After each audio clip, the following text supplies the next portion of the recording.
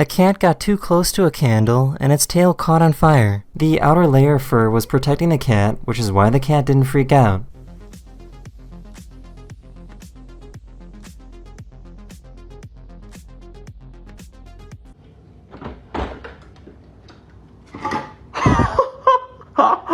I have never seen a cat run in cursive before.